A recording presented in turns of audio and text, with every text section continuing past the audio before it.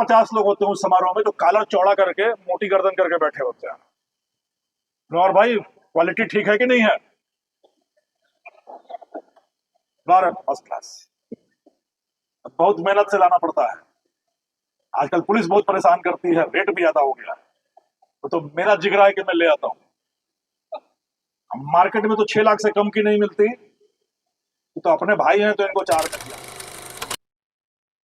सोचा तो बहुत कुछ बोलने को था, तो आप लोग ये बताओ कि घबरा के धीरे से निकल जाऊं या मन की बात कहूं?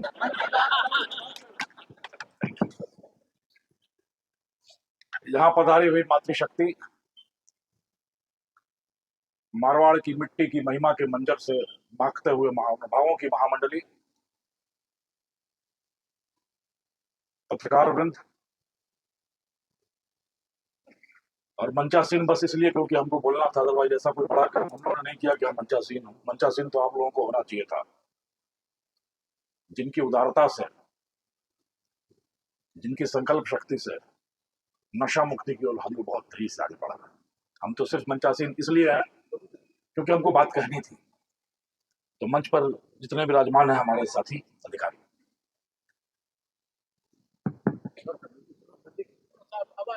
मूवी में, फिल्मों में देखा है हम लोगों ने कि पुलिस हमेशा लेट से आती है, देखा है?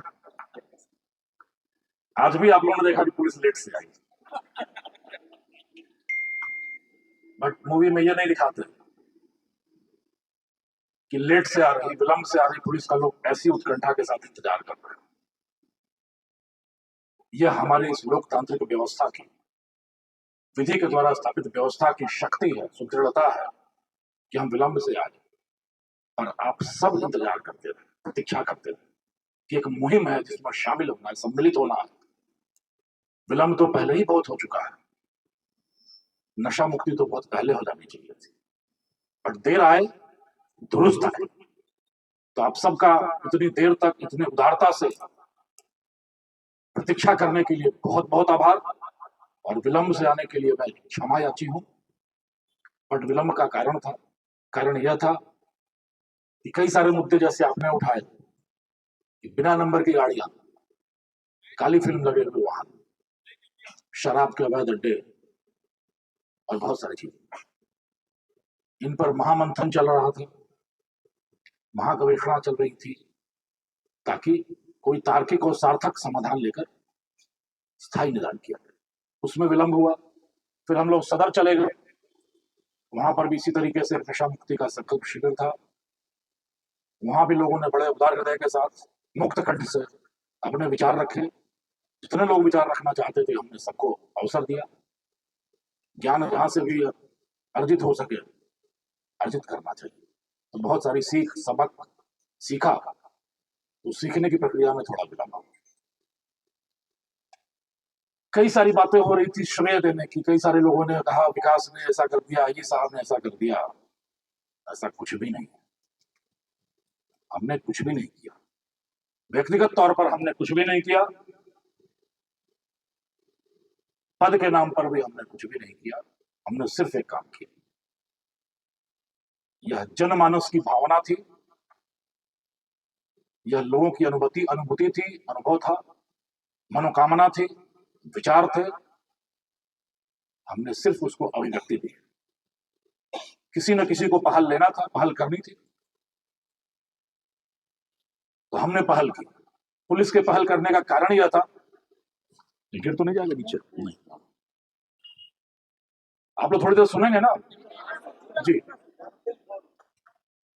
तो पहल हमने इसलिए ली कि बहुत सारे समाज सुधारकों ने, विचारकों ने, राजनेताओं ने हमसे कहा कि साहब, तो इससे भी पहले मैं बिहार का रहने वाला हूं। हमारे पूर्वजों ने, हमारे दादा ने, हमारे रिश्तेदारों ने कहा, बड़े गर्व से कहते थे कि हम लोग राजस्थान से आए, हमारी उत्पत्ति राजस्थान में हुई, परिस्थितिवश पलायन करके बिहार आ गए। एक्चुअली हम लोग राजस्थान के राजपुताना के रहने वाले कहते थे। तो पहले तो मैंने सोचा पलायन क्यों करें, चलो ठीक है, परिस्थितियां होती हैं, पलायन करें। बट बचपन से फिर बड़े चाव से राजस्थान की कहानियां पढ़ी, राजस्थान के साहस के, राजस्थान के शौर्य के, यहाँ के त्याग के, यहाँ के बलिदान के, यहाँ के स्वाभिमान के। राणा सांगा का शौर्य पढ़ा, राव झुंझा, दुर्गादास जी का साहस पढ़ा, भामा शाह का त्याग पढ़ा, पन्ना धाय का बलिदान पढ़ा, महाराणा प्रताप का स्वाभिमान पढ़ा, तो मन गर्व से भर उठा। ये है हमारे राजस्थान की धरती, ये है हमारे मेवाड़ मारवाड़ की धरती। तो बचपन से इच्छा थी कि राजस्थान जाने का, मन घूमे देखे। काम कर पाएंगे तो सोचा भी नहीं था, बट घूमने की इच्छा थी। फिर थोड़े बड़े हुए तो समृद्धि की सीढ़ियों की कहानी सुनी, सफलता के सोपान की कहानी सुनी, समृद्धि के प्रतीक पुंजों की कहानी सुनी।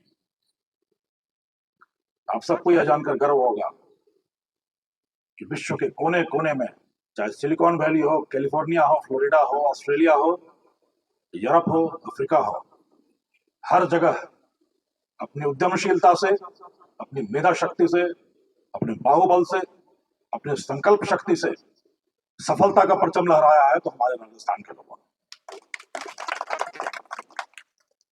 आप अगर आज भारत के 100 मुख्य उद्यमियों का नाम पढ़ेंगे तो आपको यह जानकर गर्व होगा कि उसमें 65 से 70 लोग हमारे मारवाड़ और सिखावटी के।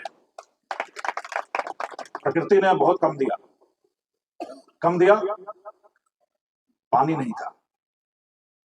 जिस धरती में पानी नहीं था, वहां के लोगों ने अपनी मेधा और अपनी उद्यमशीलता से उन पर सवाल उठाने वालों को पानी पानी कर किया। एक छोटा सा उदाहरण देता हूं। कोई भी कॉर्पोरेट हाउस नहीं है जिसका मुख्यालय मारवाड़ में हो, नहीं है, सब बाहर है। बट सबका हिसाब किताब, लेखा जोखा, बही खाता रखने वाले सीए, सीएस कहां से पैदा हो रहे हैं? हमारे मारवाड़ की धरती से पैदा हो रहे हैं। इतनी बड़ी कंपनियां, इतना बड़ा साम्राज्य है, तो उसका हिसाब कौन रखेगा? हम रखेंगे, क्योंकि मेधा शक्ति हमारे पास। हमने अपनी उद्यमशीलता से, अपने पसीने और परिश्रम से इस धरती का सीना फाड़ के हरियाली उगाई, पानी निकाला। और आज आप देखो, जो राजस्थान आज से 25-30 साल पहले बीमारू राज्यों में था, आज वो सफलता की कहानी रच के नए नए आवाम, नए नए मापदंड और मानदंड की स्थापना करके विकास का अग्रदूत बना हुआ है। यह राजस्थान क्या है? आपकी संकल्प शक्ति, आपकी इच्छा शक्ति। आवाज आ रही है? आपकी संकल्प शक्ति, आपकी इच्छा शक्ति, आपकी जिजीविषा, आपके जीवट और आपके जुझार के बदौलत है। 25 से 30 साल की अवधि में राजस्थान बीमारू राज्य से बदल के विकास का अग्रदूत बना। यह यहाँ के लोगों के जिजीविषा और जुझार का कमाल है।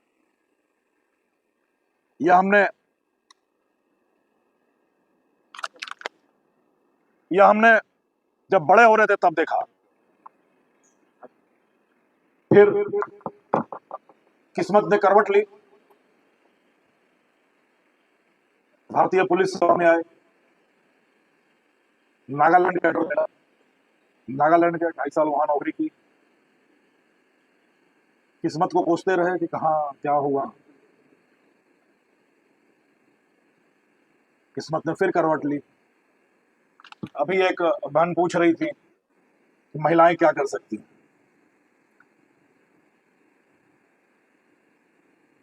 सावित्री अपने पति को यमलोक से खींच कर ले आई थी। हमारी धर्म पत्नी, वो भी आईपीएस ऑफिसर है, तो मुझे नागालैंड से खींच के राजस्थान ले गई।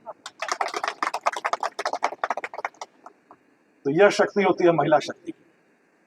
दुनिया में कोई ऐसा पुरुष नहीं है जो यह कह सके कि बिना मातृ की शक्ति के, बिना बहन की प्रेरणा के, बिना पत्नी के सहयोग के, बिना बेटी के दुलार के वो कहीं तक पहुंच सका है। यहाँ पर ऐसा कोई आदमी जो यह बात कह सके?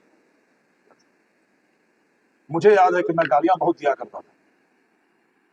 पुलिस की नौकरी में थे, लगता था कि हाँ, थोड़ा कड़ा बोलना भी जरूरी है, गालियां देते। मेरी छोटी सी बेटी ने एक दिन कहा, पापा ऐसा कैसे बोलते हो? 2-2.5 साल की थी। और वो दिन था और मेरे मुंह से गालियां निकल के बात। ये कमाल मातृशक्ति का होता है। मेरा भाई कहता, मेरा बेटा कहता, मैं चल अपना काम देख। बट बेटी ने कहा, निर्दोष आंखों से टकटकी लगाकर देखकर कहा, पापा ऐसे शब्द क्यों बोलते हो?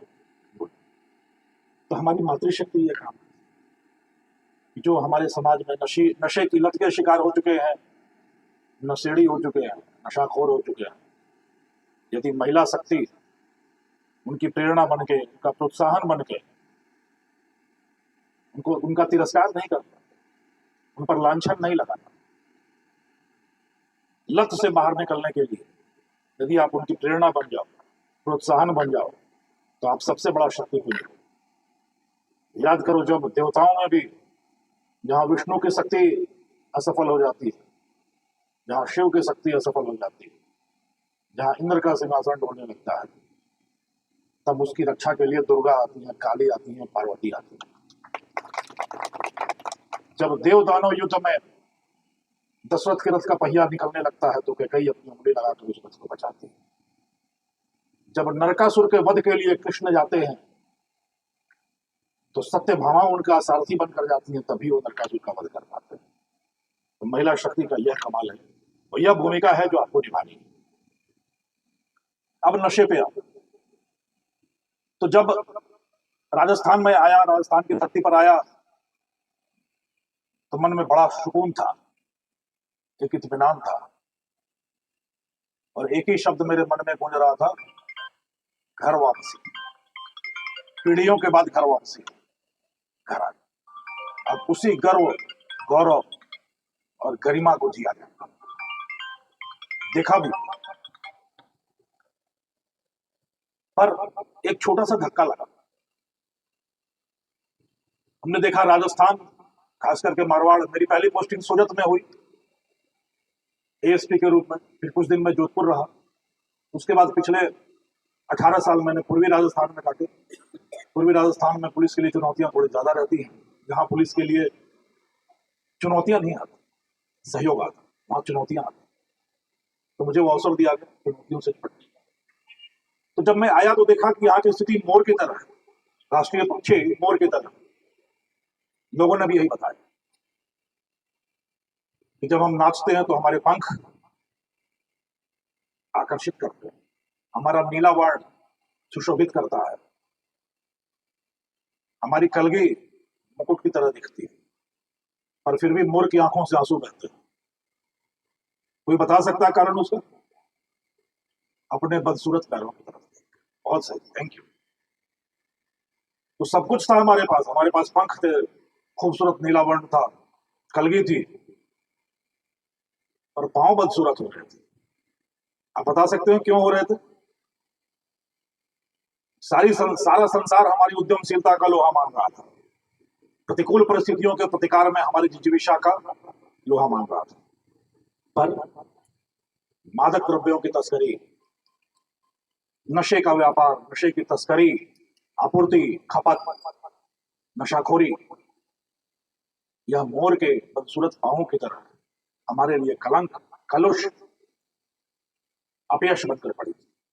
हर आदमी, चाहे समाज सुधारक हो, राजनेता हो,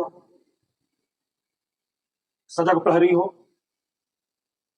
इंटेलेक्चुअल हो, हर आदमी के मन में यही बात, साहब सब कुछ ठीक है, और यह नशा अगर खत्म हो जाता तो सब अच्छा हो। फिर हम लोगों ने पहल इसलिए की,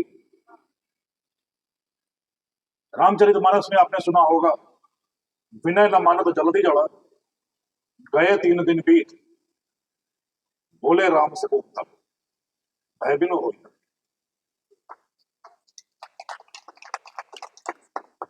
तो किसी भी सुधार के लिए, किसी भी पुनरुद्धार के लिए ऊर्जा चाहिए होती, वह ऊर्जा सब में है। पर जब भारत और पाकिस्तान का युद्ध होता है तो कहते हैं, सेना को सिखाया जाता है कि दुश्मन एक बार लौट कर आता है, यानी यह जो बुरी आदतें हैं एक बार फिर से जोर उठाती हैं, उनका मुकाबला करने की जो मजबूती है, दंड देने की क्षमता है, उनका प्रतिकार करने की क्षमता है, वह कानून ने पुलिस को शक्ति दी है। पुलिस समझाएगी, बताएगी, मनाएगी, फिर नहीं मानोगे तो दंडित करने की क्षमता भी रखे। तो सभी समाज सुधारकों ने यही कहा कि साहब हमने अपील तो बहुत की, आंदोलन तो बहुत किए, बट नशाखोर फिर हावी हो जाते हैं, उनको कोई सुधार नहीं पाता, बट ये पहल हम करें। और यह पहल हम लोगों ने उठाई, पुलिस ने उठाई, ठीक है, पहल हम करें, और पहल हमने की। तो हमारा श्रेय सिर्फ यह है कि हमने जन भावना को समझते हुए, आपकी मनोकामना को समझते हुए उसको अभिव्यक्ति प्रदान की, शब्द और स्वर दिया, बस, और कोई श्रेय नहीं हमारा। यह जितनी चीजें आप देख रहे हैं, यह सब लोगों का किया है। छोटा सा बड़ा खूबसूरत पंक्ति है कि निकला तो मैं अकेला ही था, लोग जुड़ते गए और कारवां बनता। तो हम लोगों ने एक छोटी सी पहल, और आप लोगों के जुड़ने से, सहयोग से, साथ से, समर्थन से यह इतना विशाल कारवां बना है कि जिसका ना और दिखता है, ना छोर दिखता है, ना आदि दिखता है, ना अंत दिखता है। यह एक छोटी सी लहर है जो विशाल समंदर का रूप ले चुकी है। यह एक छोटा सा पत्थर पर पत्थर रखा हुआ है जो हिमालय से भी ऊंचा हो गया। यह है मारवाड़ के लोगों की, राजस्थान के लोगों की जिजीविका की शक्ति। जब हमने यह काम लिया तो पहले शोध किया। सुनेंगे या बोर हो रहे हैं? जब इतनी धन्य धरती है, महिमा है, मर्यादा है, संस्कृति है, परंपराएं हैं, तो यह गलती कहां से आई? या अफीम, डोडा चूरा, अमल कहां से आया? शोध किया हमने, ना कुछ तो लॉजिक होगा, तर्क होगा। तो पता ये चला कि पुराने जमाने में पहले तो यह प्रतिबंधित भी नहीं था। फिर यह हुआ कि जब भी किसी के घर में समारोह होता था तो लोग 10 कोस, 20 कोस, 50 कोस से आते थे, तब पैदल आते थे या ऊंट पर चढ़ के आते थे, और धोरों की धरती ऐसे ऐसे है। उस समारोह में आने में हाड़ कांप जाते, हड्डियां दुखने लगती थी, थकान छा जाती थी। अब एक दिन का समारोह तो फिर आनंद कैसे ले? और ना आनंद लें, कोना पकड़ के बैठ जाए तो लोग कहें कि ज्यादा बड़ा आदमी हो गया। कहते हैं कि नहीं, रिश्तेदारों में कोई आया, धीरे से किनारे बैठा रहे तो ज्यादा बड़ा आदमी, चढ़ गई ज्यादा, नहीं कहते? तो बेचारा करे कैसे? तब ये हुआ, यह दवा है, थोड़ा सा अफीम में, थोड़ा सा डोडा चूरा, छोटी अमाउंट में, छोटी मात्रा में थोड़ा सा सेवन किया जाए तो यह दर्द को दूर कर देता है तात्कालिक रूप से, थकान को मिटाकर स्फूर्ति देता है। फिर लोग समारोह का आनंद ले लेते हैं। साल में 3 या 4 समारोह होने हैं, चला शुरू हुआ। तार्किक रूप से देखा जाए तो उस समय इसकी आवश्यकता थी, पर आज की स्थिति आप देखो तो लोग 500-500 किलोमीटर दूर से समारोह में आते हैं, स्कॉर्पियो पे आते हैं, बोलेरो पे आते हैं, बड़ी बड़ी गाड़ियों में आते हैं, फॉर्च्यूनर में आते हैं।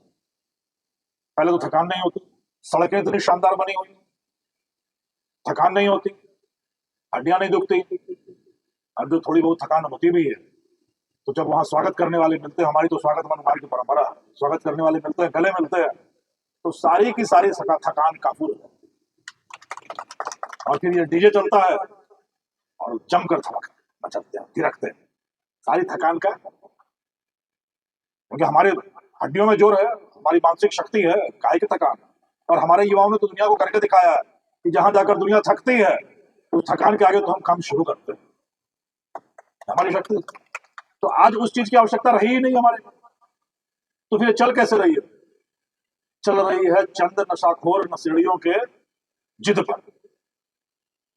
हमने लोगों से बात की, कोई नहीं चाहता कि ये चले, और बिल्ली के गले में घंटी कौन बांधे? हमने कोई बात नहीं, घंटा नहीं हो तो नगाड़ा बांध देंगे, हम लेंगे ये पहल। हमने किया, शुरू किया। दूसरी चीज पड़ी हमने, शोध किया, काफी शोध किया। ऐसे ही नहीं किया कि बस कोई 4 दिन की चांदनी की तरह शुरू कर दिया, शोध किया। दूसरा शोध किया कि ये मनुहार का जो है, इसकी गणित क्या है। अभी कोई एक माननीय बता भी रहे थे, एक गरीब बाप अपनी बिटिया की शादी, हर आदमी की आंखों में सपने होते हैं, भव्य आयोजन करें, शानदार करें, 10 साल से पैसे बचाता है बिटिया की शादी, यहां बैठा हुआ कोई भी बाप कह सकता है कि उसने जितना पैसा बचा लिया वह उस सपने को पूरा करने के लिए काफी है। जितना भी पैसा बचाओ, खर्च उससे ज्यादा होने की संभावना है। अरमान बड़े होते हैं, महंगाई बढ़ती होती है, पैसे कम। तो एक गरीब बाप जिसने 10 साल से कुछ पैसे बचाए, जब समारोह की बारी आती है तो क्षेत्र के 50 नशेड़ी उसको घेर लेते हैं कि भैया मनोहार कैसा रहेगा। वो घबरा उठता है कि अच्छा यह भी करना पड़ेगा, और 3 से 4 लाख रुपए उसके इस मनोहार के लिए चाहे तो अपने गाढ़े खून पसीने की कमाई से निकाले, या बैंक से कर्ज ले, या साहूकार की गिरफ्त में। 3 से 4 लाख रुपए उसको लगाने ही लगाने पड़े। उस बाप की बेबसी सोचो, जिन 3 से 4 लाख रुपयों में वो एक पूरे नवविवाहित दंपति की पूरी गृहस्थी बसा सकता था। एक डबल बेड, एक अलमीरा, एक फ्रिज, एक कूलर, गैस का चूल्हा, किचन का सामान, पहनने के कपड़े लत्ते, एक छोटी सी मोटरसाइकिल और कुछ गहने, ये हो जाते 4 लाख रुपए। वो 4 लाख रुपए कहाँ गए? उनके नशे की प्याली में और जहर के थाली में जा रहे थे। दूसरी चीज इसमें देखो, 50 नशेड़ी होंगे ये मनोहार वाले हर क्षेत्र में। अगर आसपास में 20 शादियां हो रही हैं आसपास में, अगर उन्होंने 500 अतिथि बुलाए हैं तो उन 500 में 400 आएंगे। अगर 100 रिश्तेदार बुलाए हैं तो 85-90 आएंगे। बट ये जो 50 नशेड़ी हैं, ये 50 के 50 आएंगे, 49 का भी नहीं होगा। सही है? आएंगे, फिर बिल्कुल पंडाल के शामियाने के सेंटर में बैठेंगे वीवीआईपी बन के, भाई हाँ भाई लाओ, कूलर के आगे, और सबको कहेंगे आओ तुम लोग भी जुड़ जाओ। फिर वो अपनी प्रक्रिया शुरू करेंगे, एक दूसरे को आनंद देंगे। करेगा। अब जो गेस्ट आए हैं उनकी अलग अलग फीलिंग है। कुछ जो बाहर से आते बोलते ये क्या हो रहा है, फिर कुछ कहते हैं भैया मनोहार, ये क्या है, परंपरा है, सुधरना चाहिए। कौन सुधारे? कितना खर्चा लगा, छोड़ दो यार, हम बैठे हैं मिठाई उठाई खाएंगे। कुछ युवा वर्ग वहां आसपास बैठा होता है, वो उत्सुकता से देखते हैं क्या कर, पूछता काका ये क्या है? काका कहते दवाई है, दवाई, अमृत। बोला इस अमृत को लेने के बाद कोई बीमारी नहीं होती, कोई रोग नहीं होती, कोई रोग नहीं होता। अच्छा, ये अमृत खा ले थोड़ा थोड़ा, बूढ़ा नहीं होगा। और वो सच कहते हैं, वो जहर खाने वाला बूढ़ा कहाँ हो, पहले ही काल कवलित हो जाएगा। तो युवा वर्ग उत्सुकता से लाओ काका क्या है, थोड़ा सा उसको चाटता है। उसमें दवा वाली थोड़ी सी वैल्यू तो है ही छोटे से अकाउंट उसमें मात्रा में। अचानक उसको लगता है कि एनर्जी आ रही है, स्फूर्ति आ रही है, डांस करने में और मजा आ रहा है। बढ़िया थी।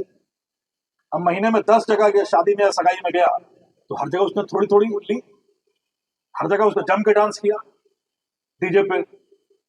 अब वो 10 जगह एक बार महीने में ले ली तो वो तो बन गई लत। तो जिसको लग गई लत उसकी हुई बुरी गत, वो फंस गया उसमें।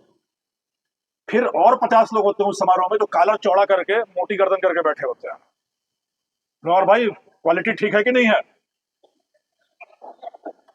First class. बहुत मेहनत से लाना पड़ता है। आजकल पुलिस बहुत परेशान करती है, रेट भी ज्यादा हो गया। तो मेरा जिगरा है कि मैं ले आता हूं। मार्केट में तो 6 लाख से कम की नहीं मिलती, तो अपने भाई हैं तो इनको 4 में दिया। फिर 2-4 पार और जिनकी बेटियों की शादी अगले 1-2 साल में होने, वहां हाथ जोड़े खड़े होते हैं, भैया हम पर भी थोड़ा कृपा दृष्टि रखिएगा, हमको भी सस्ते में दे दीजिएगा। तो बैठे बैठे वो समाज के ठेकेदार हो गए, कॉलर चौड़ी करके घूम रहे हैं। वो जो तस्कर है, जिनका तिरस्कार होना चाहिए था, वो ठेकेदार हो रहे थे। सही है गलत है? ने कहा दुष्यंत कुमार की पंक्तियां, हो गई है पीर पर्वत सी पिघलनी चाहिए, फिर हिमालय से कोई गंगा निकलनी चाहिए। और अपने लिए कहा सिर्फ हंगामा खड़ा करना मेरा मकसद नहीं, सारी कोशिश है कि ये सूरत बदलनी चाहिए, और आपके लिए है कि मेरे सीने में नहीं तो तेरे सीने में सही, मेरे सीने में नहीं तो तेरे सीने में सही, हो कहीं भी आग लेकिन आग जलनी चाहिए। तो यह मुहिम पुलिस ने अपने कंधों पे उठाई कि हो कहीं आग तो सबके अंदर है, माचिस हम बनते हैं, और माचिस बनकर हम लोग आए। दूसरा एक छोटा